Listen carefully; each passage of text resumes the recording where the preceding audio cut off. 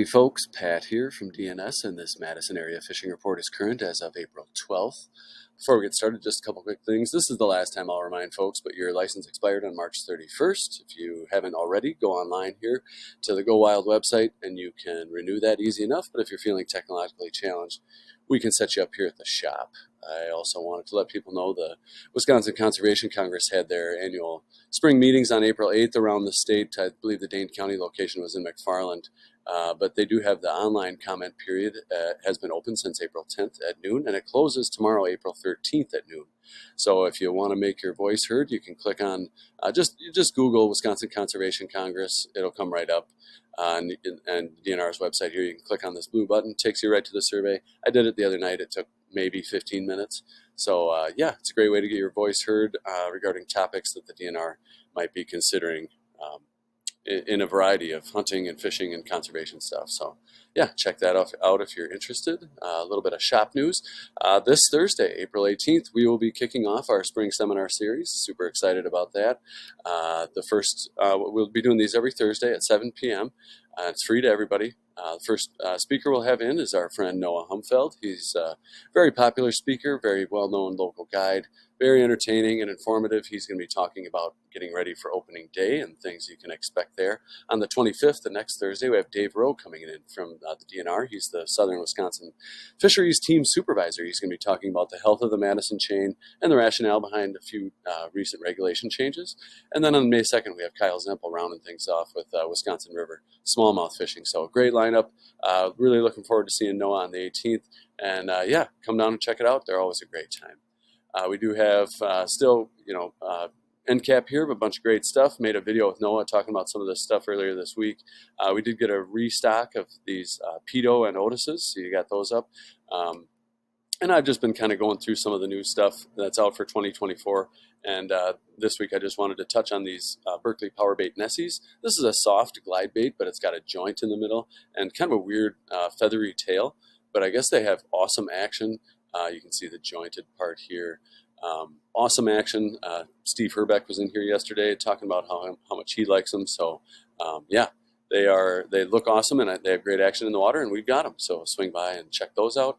As far as posters go on the wall, we got this Trout Unlimited Spring Fair fundraiser coming up, and I do want to push that. That's a great event. You can log on to swtu.org and get your tickets that way. It's Saturday, April 20th. I'll be there helping with the casting competition, but it's a great event.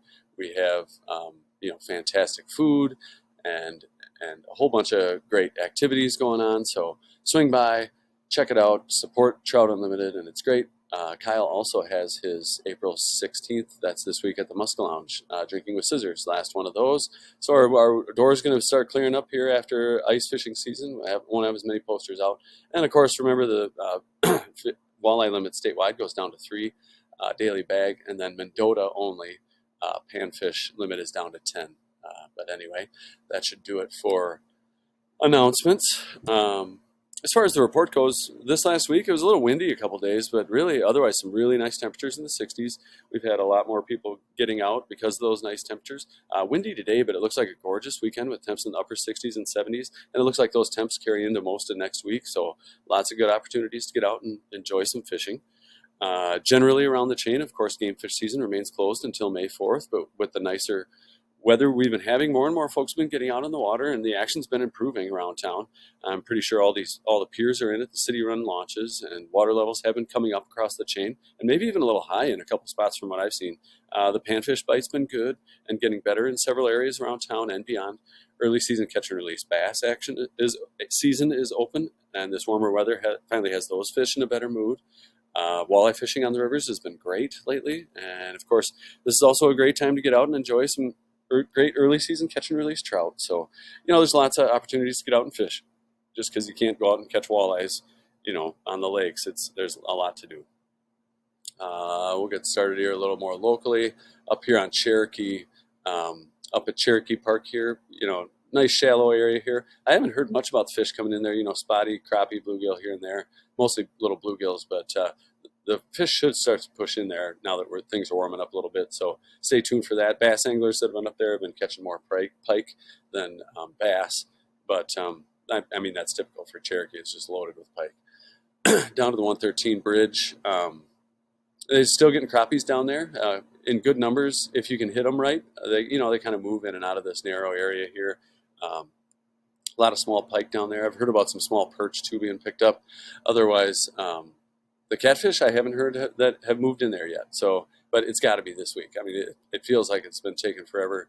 But that cool down, I think, really slowed stuff down. But from what I hear, they're stacked out here in the North Bay, and they'll just push up in there anytime now. So stay tuned for that, I guess.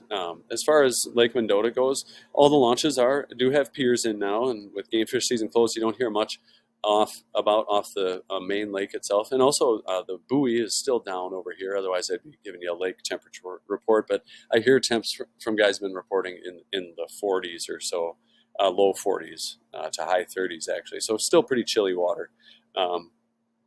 I have heard about a few more bass being picked up in shallow areas now that things are warming up.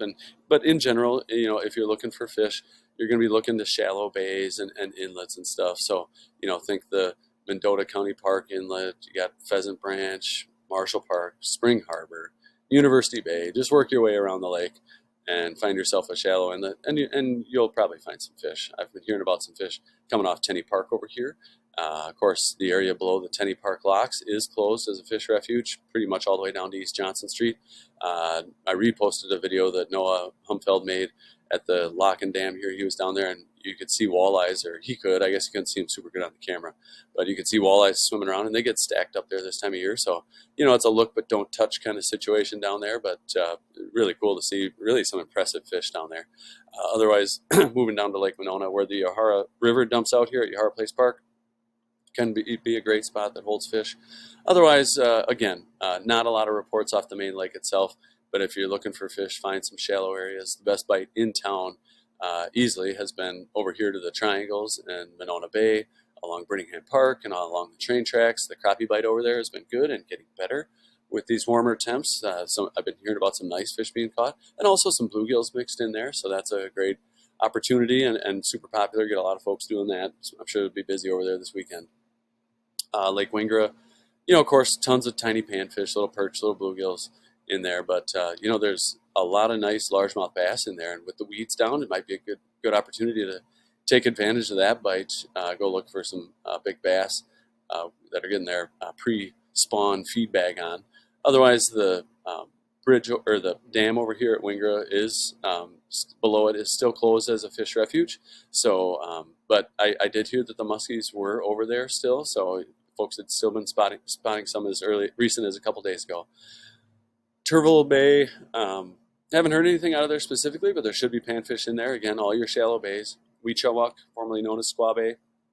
These little channels in here can be good. And I have heard about some fish starting to move up into the Winnequa Lagoon and channel area over here. Otherwise, moving down, we've got Lattice Park. Has more water in it now, so you can launch a boat there pretty comfortably from what I hear after it being low for a while. The Lattice Park area, these little inlets can be great for panfish, although I haven't heard much in the way. It sounds like it's been spotty down there lately. But the bite over in Upper Mud's been good, so if you can get into Upper Mud, there's some good panfish action to be had there. Otherwise, down to Wabisa, kind of the same thing as all the other lakes. Haven't heard much off the main lakes. Probably some panfish to be found in the Lake Farm area. Otherwise, I have heard about some bluegills coming off the South Bay area down here off Goodland Park, and then some crappies between Babcock and Bible Camp over there. Also want to remind folks that the area below the Babcock Lock and Dam here is, or dam, I guess, is a fish refuge down to this Exchange Street, so no fishing down there. Same deal on Kegonsa. Not much I've heard off the main lake. Fish Camp County Park here, they got the piers in there, and that can be a great spot for early season panfish, early spring here where we're at. Over to the Rock River, they got a ton of rain. The river's still high over there, although I do hear that it is fishable. Even before the rain, I wasn't hearing a ton out of Indian Ford, just a few pike down there.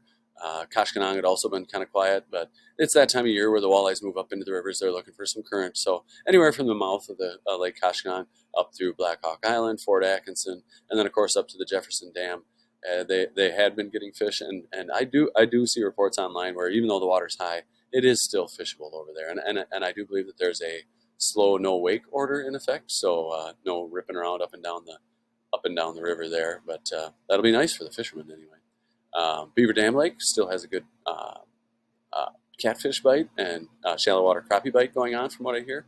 Haven't heard anything out of Devil's Lake. It's Devil's Lake is more of a small fall spot or a good ice fishing spot. I don't hear about much in the spring or summer. Over to the river, the Wisconsin River is running a little high, but it's nothing, or higher, I guess you should say, but it's nothing you'd consider high. I drove over it the other day, and you can still see plenty of sand out there.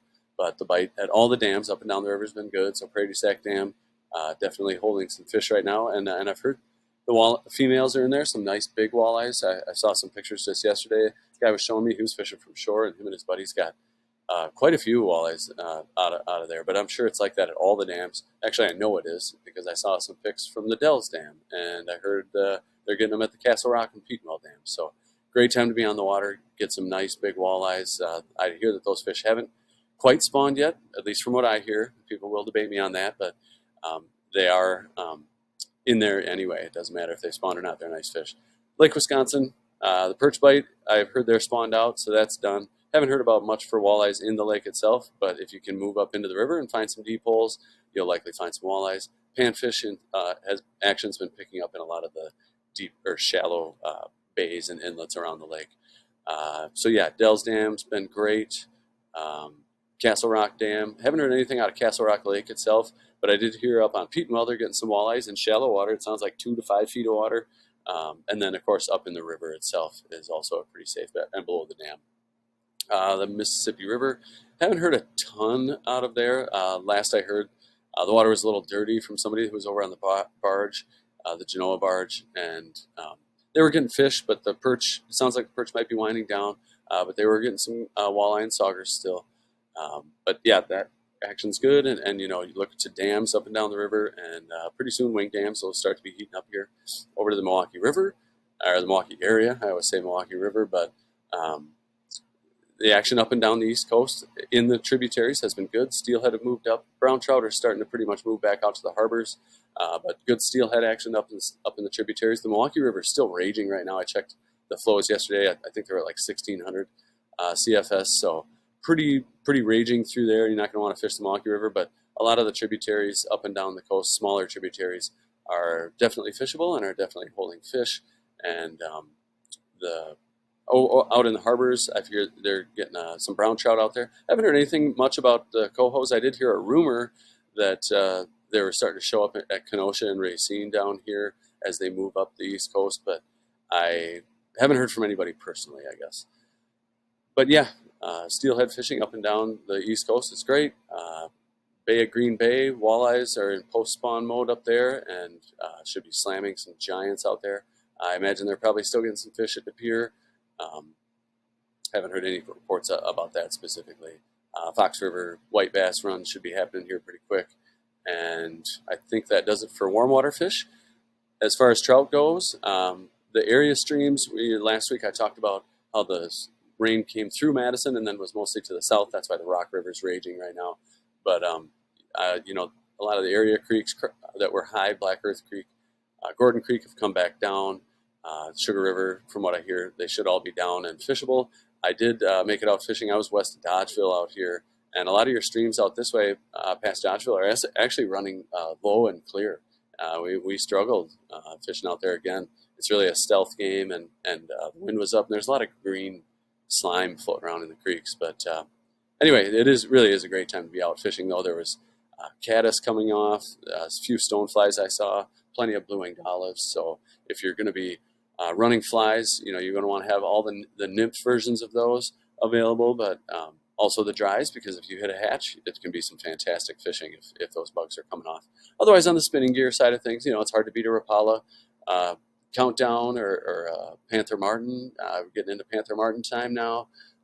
Spoons, crappie tube jigs, all those things are great trout lures, so keep that in mind. Just the one last thing of the report, we'll do the Happy Fly Day feature. So last week I talked about caddis and all the different options and kind of the stages that they have. This week we'll just touch on nymphs here. I got a bunch displayed. Hare's ear nymph is kind of, it really imitates a lot of different insects and is just a very fishy nymph, catches fish all the time. I feel like it's sort of a caddis imitation, but here's your nymph, classic catch-all nymph. But a lot of these other ones will also do well, especially if there's caddis in the area. You can see a theme of like kind of an olive green in a lot of these flies, but I like a bead head that I run, and these are going to treat you very well this time of year because there's a lot of caddis around, and the trout are eating them up. So, and really, this is only about half maybe of the nymph selection I have of caddis. So there's a lot of different options out there, a lot of things you can choose from. Whatever looks good to you will probably work well. So get in and check them out. I think that pretty much does it for the report. I want to thank you for tuning in. If you feel like you have any questions or you want us to expand on anything, feel free to call the shop 241-4225 and we can expand on stuff. Otherwise, again, thanks for tuning in. Good luck out there, and we will talk to you next week.